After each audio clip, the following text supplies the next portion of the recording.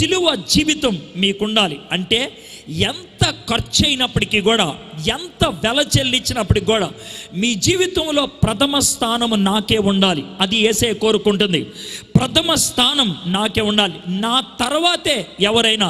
నువ్వు నన్ను కాకుండా ఇంకెవరినైనా ఎక్కువగా ప్రేమిస్తే నా శిష్యుడివి అవ్వలేవు, నా శిష్యురాలివి అవ్వలేవు. ఈ మాట మీకు నచ్చకపోతే నేనేం చెయ్యలేను. ఇది యేసయ్య చెప్తున్నటువంటి మాట. మీరు నన్ను ప్రేమించినట్లయితే, ప్రేమించకుండానట్లయితే మీరు నా శిష్యులు కానేరు. దానికి ఆయన ఉపయోగించినటువంటి పద్ధతి ఏంటంటే తండ్రి కంటే, తల్లి కంటే, కుమారుడి కంటే, కుమార్తె కంటే, నీ భార్య కంటే, నీ భర్త కంటే ఎక్కువగా నన్ను ప్రేమించాలి, ఎక్కువగా నన్ను ప్రేమించాలి అంటానికి ఆయన ఉపయోగించినటువంటి విపరీతమైనటువంటి పదం ఏంటో తెలుసా? ద్వేషింపకుంటే. అంటే నన్ను ప్రేమించే స్థాయి వచ్చినప్పుడు ఒకవేళ వాళ్ళు దాన్ని అంగీకరించకపోతే వాళ్ళనన్నా వదులుకోవాలి, కానీ నన్ను వదులుకోకూడదు. ఆ విధంగా నువ్వు స్థిరపడినట్లయితే, ఆ విధమైనటువంటి ప్రేమ ఉన్నట్లయితే అప్పుడే నా శిష్యురాలివి అవ్వగలుగుతావు. ఈశాన్య దేశాల్లో గురువు గారికి అంత విలువిస్తారు. తల్లిదండ్రులను వదిలేసి గురువు దగ్గరికి వస్తారు. ఉన్నటువంటి కుటుంబాలని వదిలేసి గురువు దగ్గరికి వస్తారు. సన్యాసత్వంలోకి వచ్చేటప్పుడు భార్య బిడ్డల్ని కూడా వదిలేసి వస్తూ ఉంటారు. యేసయ్య ఆ విధమైనటువంటి మాట చెప్పినట్లు అనిపిస్తుంది. కానీ జాగ్రత్తగా వినాలి. మీకు కొంచెం కఠినంగా ఉండొచ్చు. సార్, అమ్మా నాన్నలు బాధల్లో ఉన్నారు, భార్య భర్త మీద నాకు బాధ్యత ఉంది, పిల్లల్ని నేను చూడాల్సినటువంటి పరిస్థితి ఉంది, అలాంటప్పుడు ఈయన ద్వేషించమంటున్నాడు. ఇది చాలా కఠినమైనటువంటి బోధ. మీరు భిన్నమైనటువంటి బోధ లేదా తప్పుడు బోధ బోధించే వాళ్ళలాగా ఉన్నారని నన్ను మీరు అనుకోవచ్చు. అయితే మీకు ఒక చక్కటి ఉదాహరణ చెప్తాను. ఆ విధంగా చేస్తే ఎలా ఉంటుందని. 2 రకాలైనటువంటి ప్రేమల గురించి చెప్తాను. ఒకటి డైరెక్ట్గా మనిషిని ప్రేమించే ప్రేమ, రెండోది దేవుణ్ణి ప్రేమించేటువంటి ప్రేమ. ఒకవేళ నేను నా భార్యని దేవుడితో నిమిత్తం లేకుండా ప్రేమిస్తున్నాను అనుకోండి, ఒక మనిషి ఇంకో మనిషిని ప్రేమించాలంటే ఆ మనిషిలో ఏదో ఒక కారణం ఉండాలి. ఫర్ ఎగ్జాంపుల్, నేను నా భార్యని ప్రేమిస్తానంటే ఆమె అందాన్ని బట్టి ప్రేమించాలి, లేకపోతే ఆమెకున్న డబ్బును బట్టి ప్రేమించాలి, లేకపోతే ఆమెకున్న హోదాను బట్టి ప్రేమించాలి, లేదా ఆమె మీద ఉన్నటువంటి జాలిని బట్టి నేను ప్రేమించాలి. ఒక వ్యక్తిని ప్రేమించడానికి ఈ కారణాల్లో ఏదో ఒకటి అయి ఉండాలి. అయితే నా ప్రేమ నా భార్యకు ఉన్నటువంటి అందాన్ని బట్టి అయితే, ఏ కారణం చేతైనా అందం పోయిందంటే నా ప్రేమ ఉంటుందా? ఏ కారణం చేతైనా డబ్బు పోతే ఆ ప్రేమ ఉంటుందా? ఏ కారణం చేతైనా హోదా పోతే ఆ ప్రేమ ఉంటుందా? ఈ ప్రేమ షరతులతో కూడింది, ఈ ప్రేమ పరుదులు కలిగింది, ఈ ప్రేమ కారణాలు వెతికేది. అలా కాకుండా రెండో రకమైన ప్రేమను చూద్దాం. ఎలాగంటే, నేను దేవుణ్ణి ప్రేమించేవాడిని, దేవుణ్ణి ప్రేమిస్తున్నా, ఐ లవ్ యూ జీసస్ అని చెప్తున్నాను. అప్పుడు ఏమంటాడు తెలుసా? వెరీ గుడ్, నువ్వు నన్ను ప్రేమిస్తే నీ భార్యను ప్రేమించు అంటాడు యేసయ్య. నువ్వు నన్ను ప్రేమిస్తే నీ భార్యను ప్రేమించు. ఇప్పుడు నా భార్యను ప్రేమించడానికి ఒకే ఒక్క కారణం. ఏంటా కారణం? యేసయ్య ప్రేమించమన్నాడు.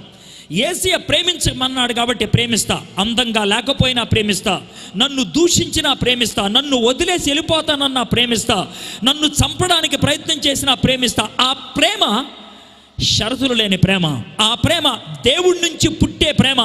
యేసయ్యను ప్రేమించేటువంటి వ్యక్తి యేసయ్య ప్రేమించమన్న వ్యక్తిని షరతులు లేకుండా ప్రేమిస్తారు. కాబట్టి యేసయ్యను ప్రేమించే వ్యక్తి తండ్రిని ప్రేమించకుండా ఉంటాడా? ప్రేమిస్తాడు. తల్లిని ప్రేమించకుండా ఉంటాడా? ప్రేమిస్తాడు. కానీ ఆ ప్రేమకు ఒకటే కారణం. ఆ ప్రేమ కంటే పైనుండేటువంటిది ఒకటే ఒక ప్రేమ, అది యేసుక్రీస్తుని ప్రేమించేటువంటి ప్రేమ. ఈ రాత్రి నేను మిమ్మల్ని అడుగుతున్నటువంటి ప్రశ్న ఇది. బయటికి జవాబు చెప్పేది కాదు, చేతులెత్తి చూపించేది కాదు, మీ జీవితంలో కలిగి ఉండగలిగేది. యేసయ్యకి మీ హృదయంలో అలాంటి ప్రథమ స్థానాన్ని మీరు ఇవ్వగలిగారా? ఒకవేళ అలాంటి ప్రథమ స్థానాన్ని మీరు ఇవ్వలేదు అనంటే యేసయ్య స్పష్టంగా చెప్తున్నటువంటి మాట, మరియు ఎవడైనను తన సిలువను మోసుకొని నన్ను వెంబడింపని ఎడల వాడు నా శిష్యుడు కానేరడు. అంతేకాదు, తన తండ్రిని, తల్లిని, భార్యను, పిల్లలను, అన్నదమ్ములను, అక్క చెల్లుండను, తన ప్రాణము సహా ద్వేషింపకుంటే వాడు నా శిష్యుడు కానేరడు. యేసుక్రీస్తు ప్రభువారు వెళ్ళి వాక్యాన్ని బోధించి వచ్చేయండి అని చెప్పలేదు. ఏమన్నాడు తెలుసా? వాక్యాన్ని బోధించండి, వాళ్ళను బాప్తిస్మం ఇచ్చి తర్వాత వాక్యము బోధించి నా శిష్యులుగా తయారు చేయండి. మనము యేసయ్య శిష్యులు అవ్వాలి. యేసయ్య శిష్యులు అవ్వాలంటే ఆయన్ని ప్రేమించినట్లు ఇంకా ఎవరిని ప్రేమించకూడదు. ఆయన్ని ప్రేమించే వాళ్ళ యొక్క జీవితాలు ఎలా ఉంటాయి అంటానికి 1-2 ఉదాహరణ చెప్తాను. రిచర్డ్ ఊంబ్రండ్ అనేటువంటి ఆయన రొమానియా దేశంలో పాస్టర్గా ఉండేవాడు. ఆయన పాస్టర్గా ఉన్నాడని రొమానియా ప్రభుత్వం వాళ్ళు ఆయన్ని జైల్లో పెట్టారు. రష్యాకి తీసుకెళ్ళి జైల్లో పడేశారు. కమ్యూనిస్ట్ దేశం అది. కాబట్టి వాళ్ళు అతి కర్కోటకమైనటువంటి జైల్లో ఆయన్ని హింసిస్తూ ఉన్నారు. ఆయన్ని కొర్రాతో కొట్టడం బట్టి, లాఠీతో కట్టడం బట్టి ఒంటి మీద 21 ఎముకలు ఇరిగిపోయాయి. అంత భయంకరమైనటువంటి హింసను అనుభవించాడు. అయితే అలాంటి హింసల గుండా వెళ్తున్నప్పుడు జైలులో మగ్గుతున్నటువంటి క్రైస్తవ వ్యక్తుల యొక్క సాక్ష్యాలు బయట ప్రపంచానికి అందించాడు. అందుట్లో ఒక అద్భుతమైనటువంటి సాక్ష్యం ఇది.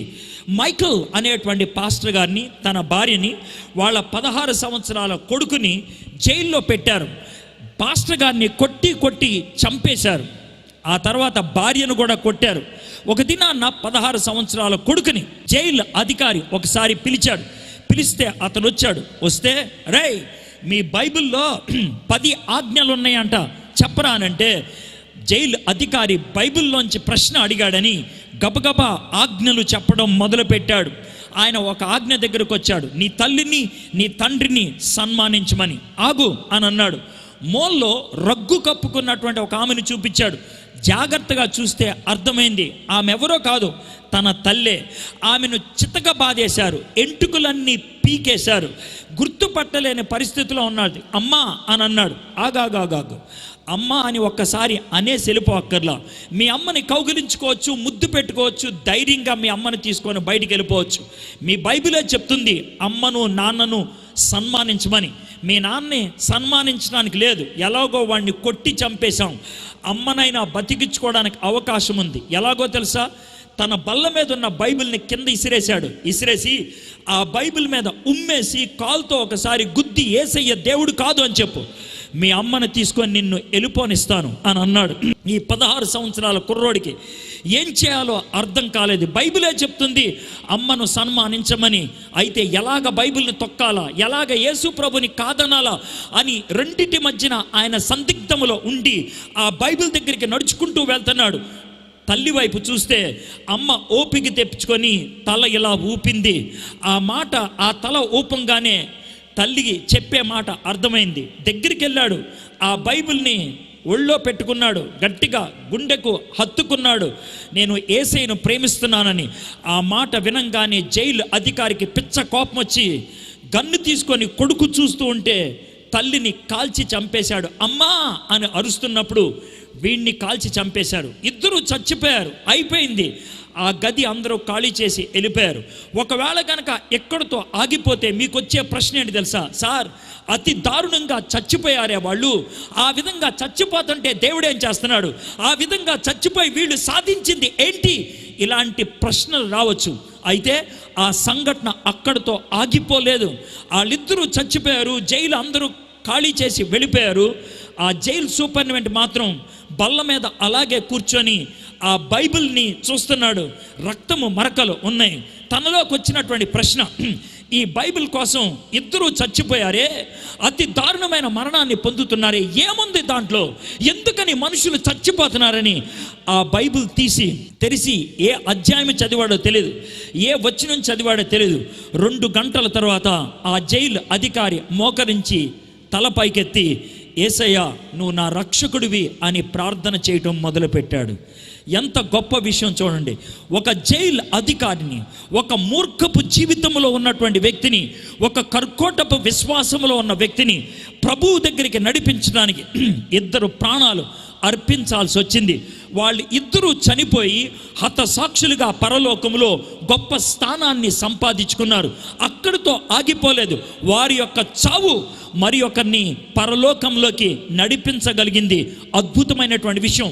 మీరు బతుకుతున్నారు, మీరు మంచి జీవితం కావాలని ప్రార్థన చేస్తారు, ఉద్యోగం కావాలని ప్రార్థన చేస్తారు, పెళ్ళవ్వాలని ప్రార్థన చేస్తారు, పిల్లలు కావాలని ప్రార్థన చేస్తారు, ఇళ్ళు కావాలని ప్రార్థన చేస్తారు, సదుపాయాలు కావాలని ప్రార్థన చేస్తారు. అవన్నీ ఉండేది ఇక్కడే. ఇక్కడి నుంచి పరలోకంలోకి రావు. దేవుణ్ణి అవన్నీ అడిగి సిలువను మోసే జీవితం అడగకపోతే, లేకపోతే ఈ లోకములో అన్నీ ఉంటాయి, బహుశా పరలోకంకి వెళ్ళవేమో. ఒకవేళ వెళ్ళినా ఖాళీ చేతులతో వెళ్తావేమో. అందుకనే యేసయ్య ఈ మాట అంటూ ఉన్నాడు, మరియు ఎవడైనను తన సిలువను మోసుకొని నన్ను వెంబడింపని ఎడల వాడు నా శిష్యుడు కానేరడు. ఇంకేమన్నాడు? అన్నదమ్ములను అక్క చెల్లెలను తన ప్రాణమును సహా ద్వేషింపకుంటే వాడు నా శిష్యుడు కావడు.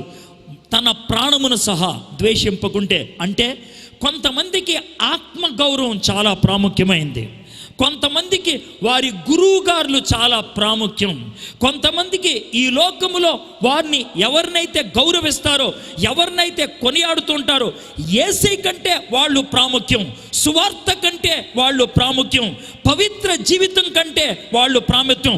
యేసయ్య ఏ స్థాయికి వెళ్ళాడంటే తన ప్రాణము కంటే ఎక్కువగా ప్రేమించకపోతే, అంటే దేవుణ్ణి ప్రాథమికంగా ఆలోచిస్తే ఈ తుచ్చమైన ప్రాణాన్ని అప్పగించడానికి ఆలోచించు. నీకుండేటువంటి పరువు, నీకుండేటువంటి పరపతి, నీకున్నటువంటి విలువ పెంటతో సమానంగా ఎంచుకుంటావు. పౌలు భక్తుడు ఒకప్పుడు తనకున్నటువంటి యూదా గోత్రపు స్థాయి గురించి, బెంజామీను గోత్రములో పుట్టినటువంటి తన స్థాయి గురించి ఎంతో గొప్పగా ఆలోచించేవాడు.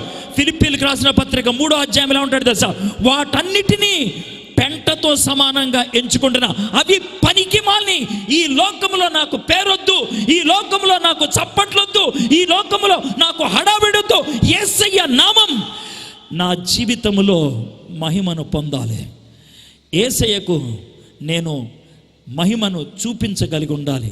నీ జీవితంలో ఆత్మ గౌరవం ప్రాముఖ్యమా, ఇహలోకపు గురువులు ప్రాముఖ్యమా, దేవుడు ప్రాముఖ్యమా?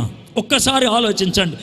దేవుడి కోసం దీవించకుండా ఒకవేళ విపరీతమైనటువంటి తెలివితేటలుంటే, బైబిల్ 400 సార్లు చదివితే, ఆది కాండం నుంచి ప్రకటన గ్రంథం దాకా ఏ రెఫరెన్స్ ఎక్కడుందో చెప్పితే ఏమి లాభం? ఏమి లాభం? ఏమి లాభం? ఆలోచించండి. మీ బతుకు యేసయ్యను చూపించగలుగుతుందా? మిమ్మల్ని చూసి 10 మంది యేసయ్య దగ్గరికి రావాలి అనే తపన కలుగుతుందా? యేసయ్యను ప్రదర్శించగలుగుతున్నారా? ఎవడైనాను తన ప్రాణమును సహా ద్వేషింపకుంటే నా శిష్యుడు కానేరుడు. ప్రాణం కోసం చచ్చిపోతావే, ఇహలోక సంబంధాల కోసం చచ్చిపోతావే, ఏ మాట కూడా ఆలోచించకుండా పలికేస్తావే. అలాంటప్పుడు యేసయ్య నీ ముందు నిలబడి, నీకు ఇష్టం లేదా, నాకు మొదటి స్థానం నువ్వు ఇవ్వవా? ఒకవేళ మీ ఇంట్లో నాకు 2వ స్థానం అయితే, నీ గుండెలో నాకు 2వ స్థానం అయితే, నాకు స్థానమే లేదు. If you don't give me the top place, I don't have a place in your heart. నీ గుండెలో ప్రథమ స్థానము నాకు లేకపోతే నీ గుండెలో నాకు స్థానమే లేదు. I don't have place. Yesayya ఈ రాత్రి మీతో అలాంటి మాట చెప్తున్నాడా?